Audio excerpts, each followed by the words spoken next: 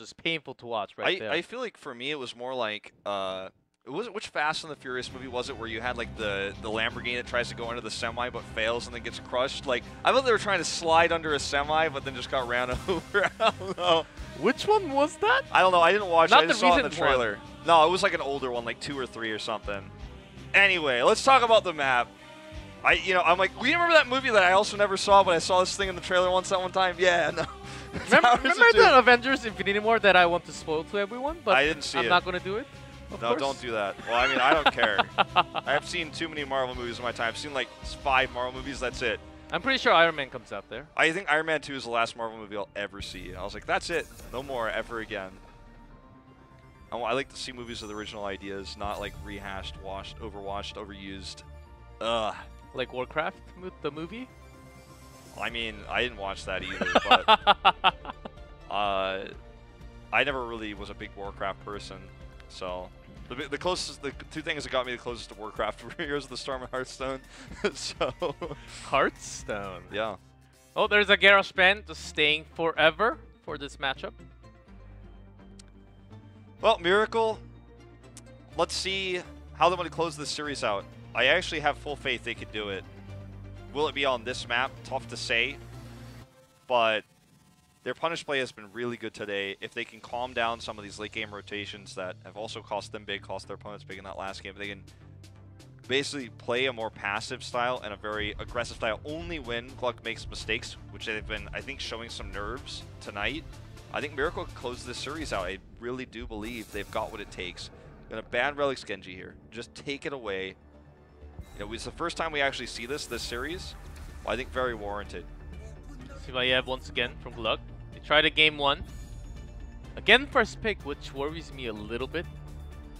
The stars of them different battleground, so let's see if Maiev can actually have some better rotations this time.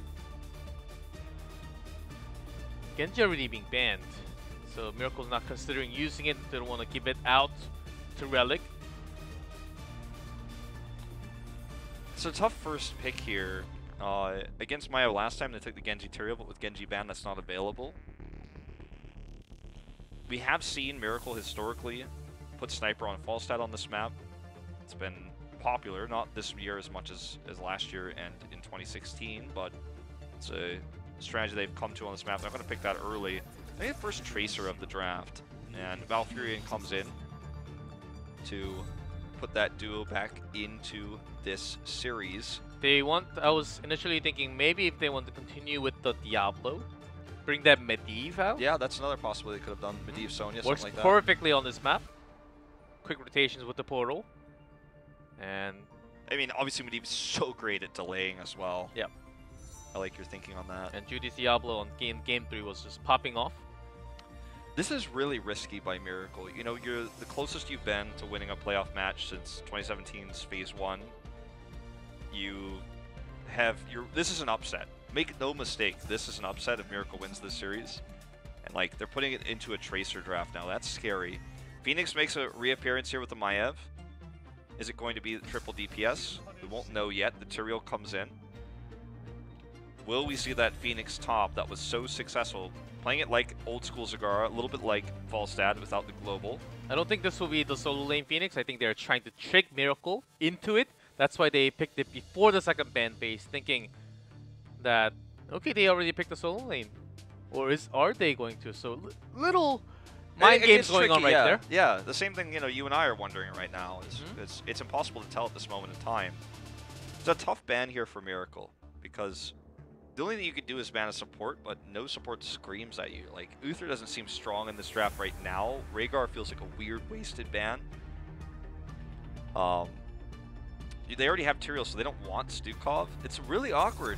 They're going to ban the Stukov anyways. I think GLuck, let's see if they ban the Thrall. I think that's going to tell us a lot about what this draft is trying to do. Is it like the Game 1 draft where they've got control of the map and then they win the team fights? If they ban the Thrall, I think that tells us that it is going to be solo lane Phoenix, and they are going to look for the same type of play. Hey, I'd say just move away from that solo lane ban and even confuse them even more by banning something else.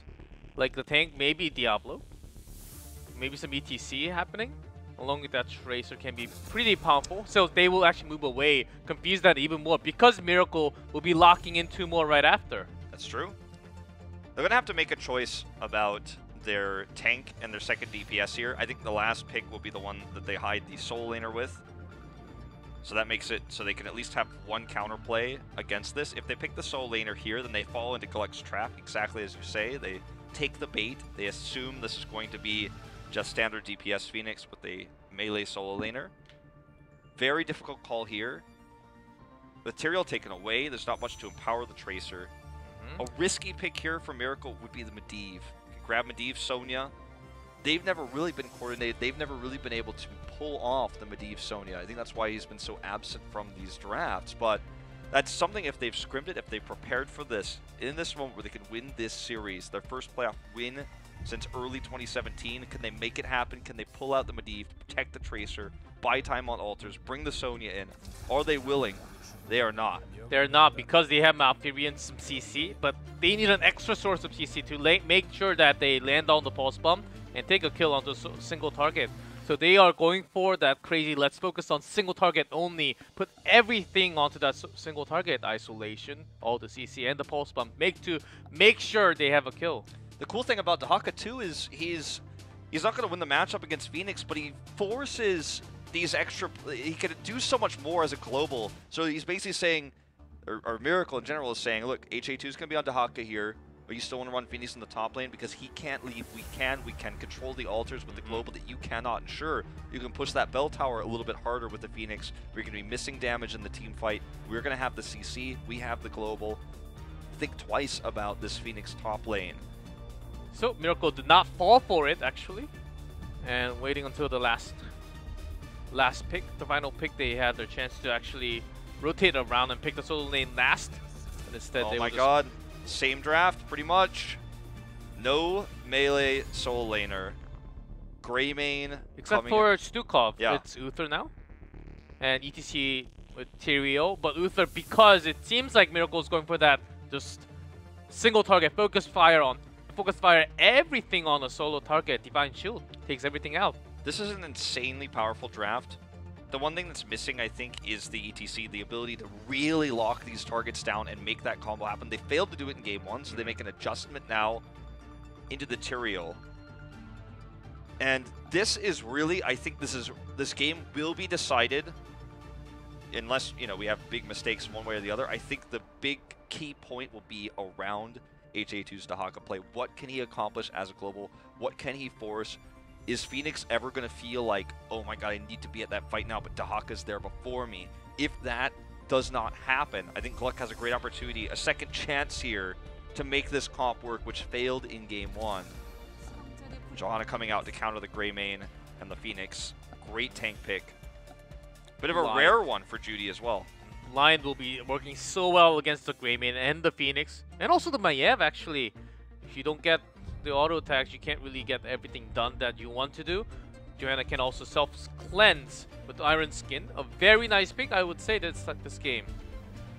Of course, she's not against the silence because Stukov was banned, but still a great pickup on this map. Because they also have their global. Lots of CC to lock them down. Let's just shield another CC. Let's see if the performance of Judy on this Johanna can outdo his other 3 games. This will be his 4th game played on the hero. He's 0-3. 0% win rate on the hero, but the draft calls for it, and so he locks it in. This could be the end of the series, the end of GLuck's run. This is their first time playing in playoffs in their careers. But the first time it's do or die in the pro scene. Had their chances, they've had their sets through the open division, but this time it's do or die. Their one chance to go to the mid-season brawl, to have that crazy playoff run. It could all end here. They're going to put it back, the strategy they brought us into on game 1. Both teams abysmal win rates on this map, 0-3 and 0-4. At least those 0% are going to go away for one team. Yeah, at least one. This game. At least one. 0-3, 0-4. Quite painful. Not really having the best memories on this map. Remember last time too with the Thrall versus Phoenix top lane matchup? They had the ability to lock someone in place for the gank to come through with a Genji, because it was Genji against him last time. This time it's the Tracer. both high mobility Overwatch heroes great at ganking, especially Tracer with Pulse. She has the ability to triple blink if she sneaks up there. Dahaka tongue grabbing is much harder to pull off than hitting a Spirit Wolf to get the root, but it absolutely is possible. So let's see if Sauron plays a little bit safer this time. You can see his greedy positioning this time is warranted because they have vision control. Relic's just going to dismount everybody, and that top lane matchup is, well, you can't even call it a matchup. It's not fair. It's not fair to use that word to describe what's happening up there right now. It's not a fair fight, okay? It is simply not. So it seems like Sniper doesn't really have too many escapes. But there are not too many CCs on the other side, only the Umbral Bind, and that can be cancelled by the recall. And of course, the stun from the point-click stun from Uther, but that's basically it. You don't really have any other threats, so it will be fine as long as you're just at the right range to do damage. Here comes the invade. Sniper has a pulse. Is it gonna hit? Still holding it, looking for Relic. Pulse actually hits Overlord instead, but they will find the damage on the Relic. This is a well-timed invade. They tricked GLuck into thinking that they were going to take a longer 3v4. But that was not true. Tracer comes through, grab this, steal this, get a free cannon tower. But look at the top lane.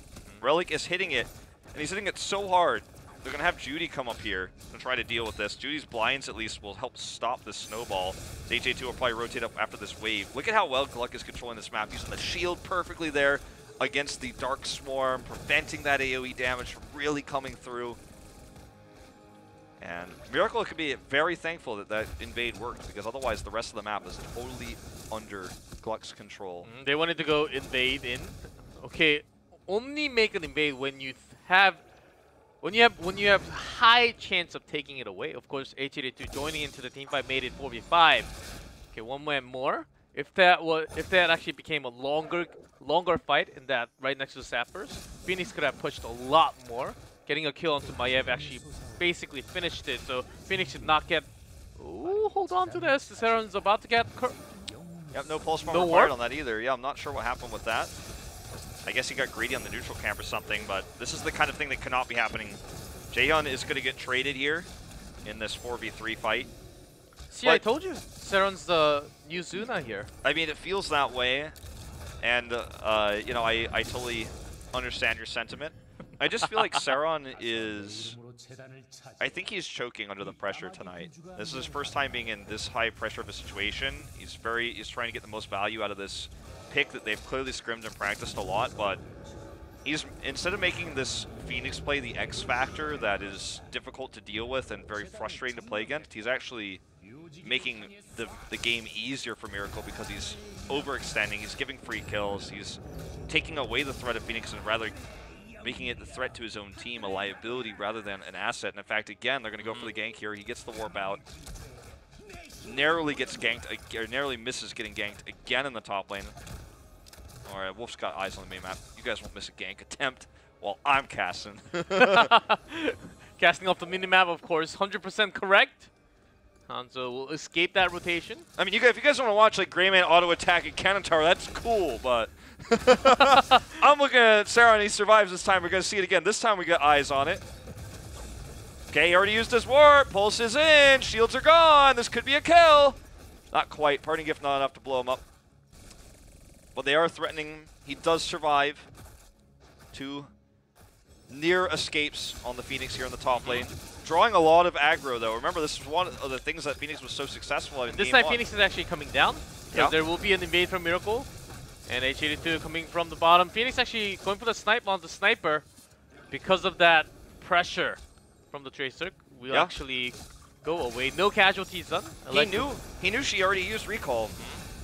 Good Iron Skin here. That was really well played by Judy. Love seeing moments like that with a Johanna where you're like, oh, you thought you were going to grab me? Well, actually, I grabbed all of you, and I'm walking out casually. But yeah, that was cool to see him engage on the Sniper, knowing Pulse is gone, Recall is gone. He has to blink away. Tracer eats so much damage from Phoenix auto attacks with that attack speed. And with Dahaka losing an extra wave from the top, actually had to use the Brush Tucker already, so won't be able to join into this one. And GLuck actually goes in for the invade. So far in this matchup, they're making the right camp calls. Yeah. Both teams. Thus far, it's been, I think, the best game we've seen. Minus Sauron making a few mistakes in the top lane. Does end up getting tongue grab. That's a rare sight to see Dahaka tongue grabbing a Phoenix in a solo match. Phoenix actually has a huge hitbox, so in terms of the skill shots, you can actually have an easier time hitting Oh him. yeah, he's a little bit fat. Big metal Dragoon. That Dragoon. Once you're in that machine, you'll be caught. Okay. Big blind. Yeah, big blind here was required to actually peel. Blue Beetle has to go ahead and hammer of justice here to prevent the channel. It's actually pretty tense. They're kind of rotating between these two altars. Saron needs to stay out of the fight to get his shields back. That's another thing that Tracer's great at in the matchup against Phoenix, is constantly hitting him with auto attacks to prevent his shields from regenning. Drag misses onto Phoenix. Yeah. Greymaine's looking for that channel, possibly, but the CC comes down onto Saron, taking some damage. Okay, quest completed here as well. But neither of these teams can channel until a big advantage happens in the fight. Miracle has that Malfurion healing versus Uther healing, so I think the longer this goes on, the better it's going to be for them. GLuck still having the shield. That's one of the things that they are still in holding. Overlord is the target. He's HGC comes from the side, gets dragged, insta-cleansed by Blue Beetle. Nicely done there. Pulse not going to be too effective here, but longer sustained healing from Malfurion is going to win this fight for Miracle if this continues. Gunza, very brave, engages onto Saron there. So he is actually in a risky spot, full arrow control. Look at the health bars here. Hanzo's got great poke. They have the threat of pulse bombs coming through to kill members. And with Malfurion out healing and with 10 around the corner, GLuck actually just has to give this up. Phoenix rotates top. And that's what they have to do, but this is not the controlled game they had in Game 1. In Game 1, they had total control until they overextended and miscoordinated some of the rotations. But this game, the global and the support in these longer fights, it's just winning them out. They can't use Phoenix the same way as they did on Dragonshire because Dahaka will just out-rotate.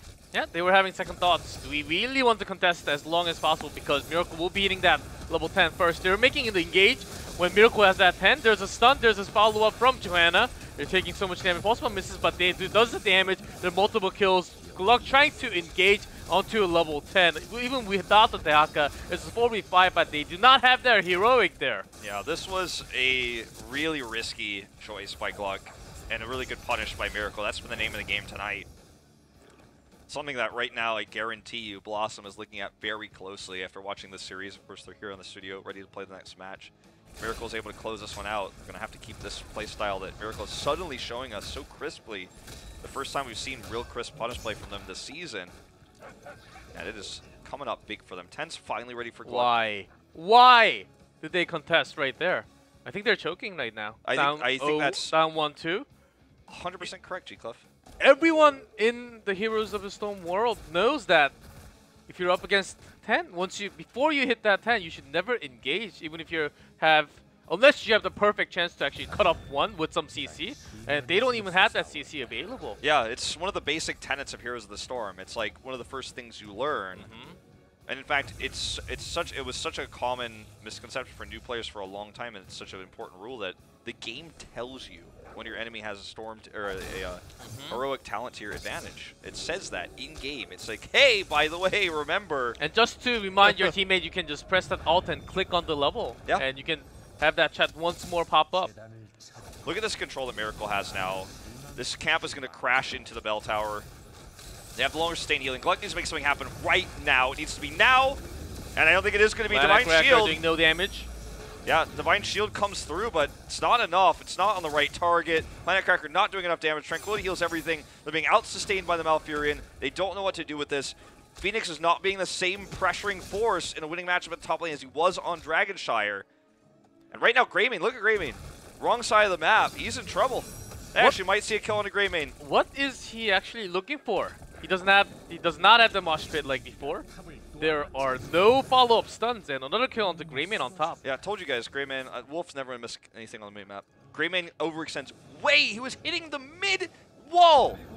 In the mid lane, he was hitting the mid-wall while they had already lost 2 members. I don't want to say a game is over ever on Towers of Doom at 10 minutes. Only 2-level lead for Miracle. But GLuck looks hopeless in this game. Their comp, they tried to copy a fairly successful comp they ran on Game 1, but this is just not even close to the same level of success. Same mistakes in rotational play. but no success in controlling the early game. Huge stun coming up here. Very likely Saron is dead. Gets the warp off, but it's Uther who falls first. Sank here, not timed well enough. And this is just total control to Miracle now. Got the drag again onto Wikire, second kill. May just be game very soon, as the Sappers will not continue, but they have the total control of the Val Tower. GLuck will have a hard time chasing this back, vaults away. Oh, scary thought. Look at the mid lane now. Yeah, look at the mid lane now. Pushing it again. I'm gonna steal this. Threaten both the mid bell tower and 3 damage of core health. At the same time, with this global hero, the Dahaka was the right choice. Saron not impactful in this triple DPS composition anymore. Sure, he didn't win game 1, but at least in game 1, the comp made sense. You could draft with this in mind, and you had the ability to control the early game so well because there was no global to counter. Map smaller. Does not work out the same way here on Towers of Doom. He's not even off to the other lane. I'm talking about Phoenix, of course. Yeah. CFG actually does damage to the structure, but Planet Cracker does not do the damage onto any structure. Only onto the moving stuff. Yeah, only on it basically on moving units on heroes. Heroes, minions, and mercenaries. And basically, the correct term for that is non-structure enemies. Yes. But, that's the correct term. You do not have the dream of 40 to 0 or 36 to 0, but Miracle just it was Miracle actually choosing to give that up instead. Look, Miracle is just playing safe. It's refreshing. The 4 talent tier lead, or sorry, 4 level lead, rare for just a moment. Double talent tier advantage. To keep this bell tower alive with the mini wave they had, Relic could not contest. Phoenix is just looking to rotate to try to catch up in experience right now. That's all he can do. He's an EXP bot. But his firmware is outdated. This is not going to work. GLuck needs Miracle fights, and they don't have a comp that can set that up. We need to see the perfect engage onto a single target, and it's not going to be Tracer. It needs to be probably the Hanzo. Oh, stunned here though. Divine Shield and the Sank stacked on top of each other. Egregious usage here. Oh no, they are frustrated. They are not playing up to their standards. They were the better team all season long. They had the higher rating in the standings. They're the favorites, higher seed, but they are falling apart when it comes down to these playoffs that they prepared so hard for. And you know what that Sank actually did? Because they're invincible on top, Sapper just went through. Yep. I believe one shot right there. I think they could have delayed, but because of the Sank actually went through. Yeah, I think you might be right on that one. Oh man. They're losing lots of their momentum. They can never take the spell tower that is so low actually. They're trying to pressure in. Last moment right now. 2 levels apart. Going to be 3 levels apart again. The double kills them. They get the kill on the Tracer with Go for the Throat. Planet Cracker coming up here, fairly useless. Warden's Cage comes later. They grab the kill on the Jaehyun though. Could this be their moment to swing this game back around? Blue Beetle gets traded. But the altars are coming. Diaka's already onto the left one. If they only need 2, they'll need 2 to win this. And Greymane gets caught on the rotation. Relic's going to teleport. Time. Too late!